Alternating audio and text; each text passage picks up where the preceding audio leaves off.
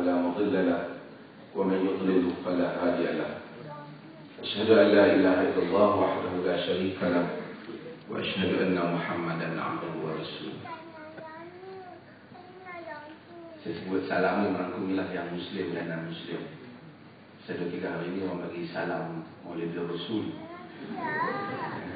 Saya kata sama ada you bagi salam kat saya tu pada Maulid Rasul, saya tak pasti.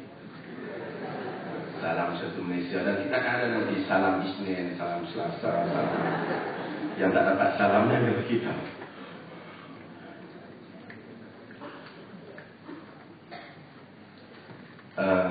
Pengusi yang dihormati Sahibul Samahah Dr. John Rajaya, Mufti Kerajaan Negeri Perlis, Naung Pak Yor senang angkat yang dikasihi Al-Fadhil Akhil Habib Ustaz Abdul Rashid selaku penasihat IQ, Al-Fadhil Dr.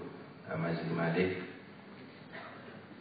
Kalau siapa-siapa saya tertinggal, minta maaf, dan YB yang berkhidmat, YB Zurida dan sahabat-sahabat yang lain. Saya susah hati juga bila tengok Ustaz Rashid kata kalau pohon belum tentu dapat.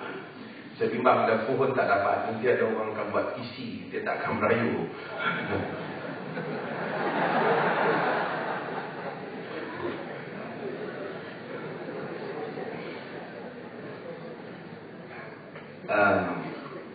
Itu buah ya. Terpengaruh dengan surat khabar pergi tadi. Saya sebenarnya memohon pada pihak penganjur untuk berkecuali, sebab saya rasa malu kerana saya tidak ada tentang kerja, saya sibuk. Dan di hadapan saya juga tokoh-tokoh politik yang besar seperti Dr. Mazli yang memang pakar dalam politik. Dan saya rasa macam terlalu kerdil untuk dinamakan ini sebagai ucap utama, tapi saya rasa sembang-sembang. Apabila kita bercakap tentang politik, because sekarang banyak orang gunakan nama Islam dalam politik. Dan kita tahu setiap orang kebelakangan ini, terutama Muslim dalam negara kita, apabila ada krisis, Islam akan digunakan dan mereka akan menyatakan mereka memperjuangkan Islam. Ini yang saya sebut, Islam is always being abused by people who claim we fight for the sake of Allah. Dan ini adalah masalah. Dan kita pun tak tahu siapa yang sebenarnya yang betul-betul memperjuangkan agama. Saya tertarik dengan Al-Imam Ibn Qayyim Al-Jawziyah kerana IQ ni kita ambil asalnya nama Al-Imam Ibn Qayyim. Al-Imam Ibn Qayyim Al-Jawziyah mengulas perkataan Al-Imam Syafi'i rahimahullah. Dia menyebut bahawasanya la siyasata illa ma wafaqa asy-syar'. Imam Syafi'i kata tidak ada siasat melainkan apa yang menepati syarak. Al-Imam Ibn Qayyim dalam Bada'i'ul Fawaid apabila mengulas perkataan ini menukilkan perkataan Al-Imam Ibn Aqil Al-Hambali dengan menyatakan bahawasanya, saya sebut sikit perkataannya, as-siyasatu ma kana fi'lan yakun ma'ahu an-nas aqraba ila as-salah wa ab'ada 'an al-fasad wa in lam yad'ahu ar-rasul wa nazala bihi wahy. Kata dia, siasat itu ialah apa yang manusia lakukan. Politik di dalam agama itu tindakan manusia yang mendekati kepada salah, kemaslahatan manusia dan menjauhi daripada kerosakan, mafsadah. Sekalipun perkara itu tak pernah diajar ataupun diletakkan oleh Rasul sallallahu alaihi wasallam, sekalipun perkara itu tak pernah disebut di dalam wahyu. Dan katanya lagi, فإن أردت بقولك إلا ما وافق الشرع أي لم يخالف ما نطق به الشرع فالصحيح وإن أردت ما نطق به الشرع فغلط والتغليظ بالصحابة. Jika kamu maksudkan dengan perkataan politik itu sesuatu yang tak boleh menyalahi syarak, dalam sesuatu yang menepati syarak, jika kamu maksudkan bahawasanya kita jangan mendapat gaji, ini salah contoh yang selalu saya sebut, tentera sudah mendapat gaji, maka orang tidak memberikan harta rampasan perang. Harta rampasan perang, surah Al-Anfal wujud di dalam Quran. Tetapi apabila dalam isu tanah di Iraq, jika setiap tentera yang menawan negeri mengambil tanah sebagai harta rampasan perang, maka orang yang datang kemudian akan rasa cemburu kepada tentera. Itu tanah ni, tanah datuk kita lah. Bila tentera Islam dan perang, dah dapat hadir.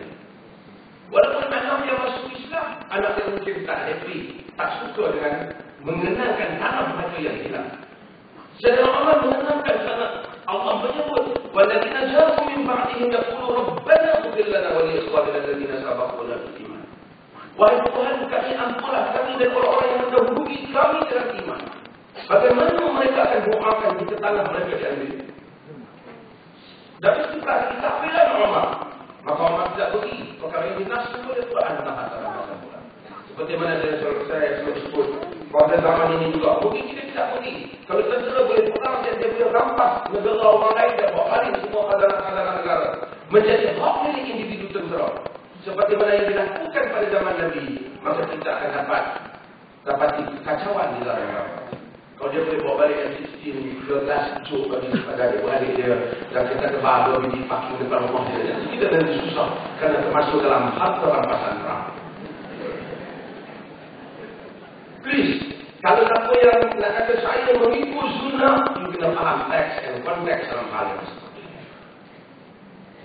Maka Nabi SAW, mesti kena ingatkan dia, pada dia dah lama tak berucap, dia jadi tak terus sikit dari si masa. Nanti lagi. Okey. Sebab itu Nabi SAW menyatakan, La tuqta'ul aidi fil ghasb. Jangan dipotong tangan pencuri di dalam peperangan. Dan riwayat yang lain bersafar di dalam pemusafiran.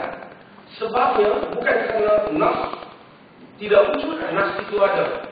Tetapi memotong tangan pencuri ketika berperang boleh menyebabkan, seperti mana kata Al-Imam Al-Auza'i, pencuri itu akan lari dan kemudian mungkin dia akan menyertai pihak musuh. Ini juga isu yang saya sebut di Kelantan hari itu tentang masalah isu hudud. Saya katakan bahawasanya bukan hudud tidak sesuai, hudud itu sesuai, tetapi kita memerlukan suasana yang membolehkan apabila dia dilaksanakan, orang Islam tak lari daripada Islam. Bahkan orang Islam akan backup Islam. Dan saya sebut, mungkin ada sahabat-sahabat yang ada PAS, saya juga mohon kemaafan, dan saya rasa macam PAS bertanding 60 kursi, dan kalau dia menang semua pun dia tidak boleh buat, apakah lagi dia kalah setahun.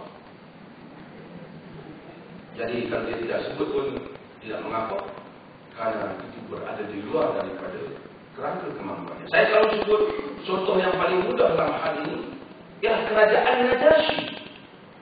Najasyi ialah kerajaan Habsyah yang mana orang Islam berhijrah ke dalam. Dia seorang pemerintah yang adil. Nabi kata, idhabu ilal Habsyah fa inna biha malikun la yuzlamu 'indahu ahad. Pergi ke Habsyah kerana di sana ada seorang raja yang tidak menzalimi. Tidak ada seorang pun yang dizalimi di sisinya. Najasyi adalah seorang Kristian.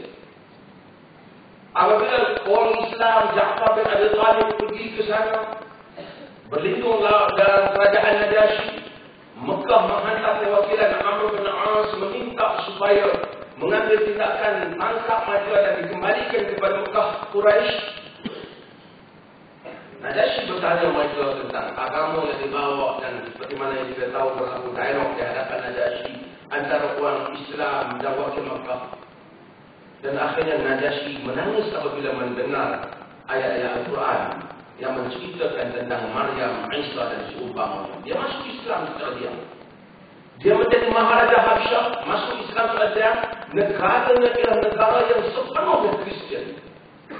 Bukan Kristian dalam arti kata negara barat sekarang, tapi Kristian dalam arti kata semua upacaranya Kristian. Najasyi lah pemerintah. Walaupun sebagai riwayat tidak kukuh, tapi Najasyi macam ada surat menyurat antara dia dengan Nabi. Dia pernah bertanya, adakah perlu untuk dia berhijrah? Nabi tidak memerintahkan dia untuk berhijrah. Dia kekal bagi sebuah kerajaan memerintah kerajaan Kristian.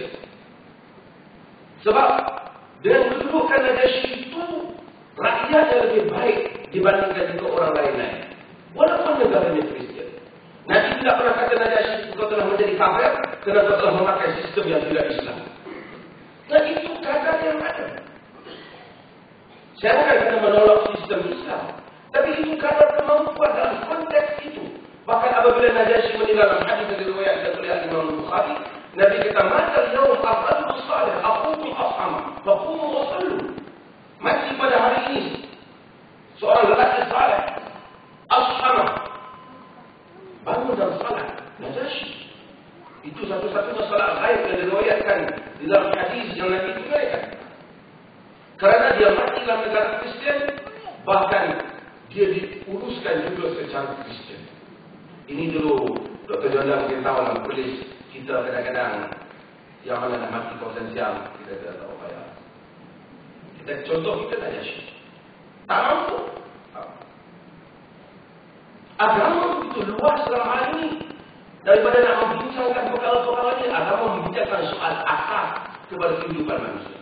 Bila kita bincang soal solat, kita bincang bagaimana ketepatannya dengan pelaksanaan Nabi SAW. Tapi bila kita bincang soal politik, kita bincang bagaimana ia menepati apa yang dikatakan masalah untuk kehidupan manusia. Kepentingan manusia. Yang membolehkan manusia hidup secara aman, adil. Mereka diberikan hak yang mana-mana. Itulah politik Islam. Ia bukan politik slogan untuk memastikan mesti meletakkan nama. Saya letakkan ini namanya negara Islam. Yang penting ia meletakkan dasar-dasar. Saya sebab itu lebih condong kepada pandangan bahawasanya yang penting dalam pemilihan kenegaraan ialah individu itu mesti Muslim yang baik. Bila dia Muslim yang baik, dia akan buat, dia tahu batasan-batasan agamanya apabila dia menguruskan negara. Tapi kalau slogannya baik, tapi dia tidak baik, kebanyakannya dia akan eksploit agama untuk kepentingannya. Inilah yang akan berlaku.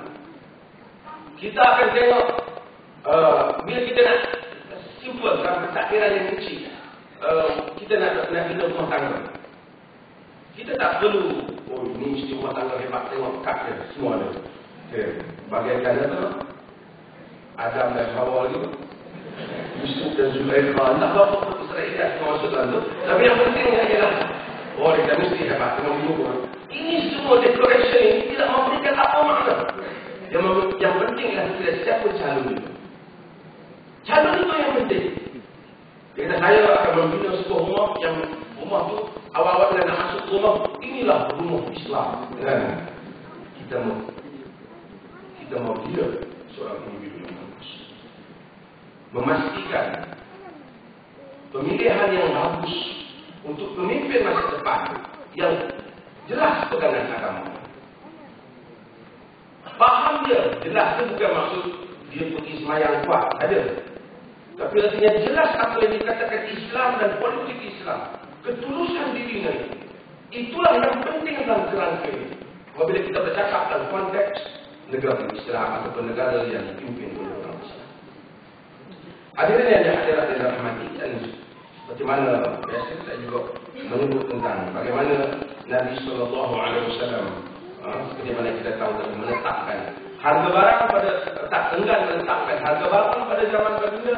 Apabila orang tanya, orang mengadu bahawasanya Anas bin Malik meriwayatkan apabila diberitahu kepada Nabi harga barang di Madinah naik dan meminta supaya Nabi SAW menetapkan harga barang supaya ada harga syiringnya, supaya seperti mana yang biasa kita buat tentang price control policy, supaya ada kawalan harga barang.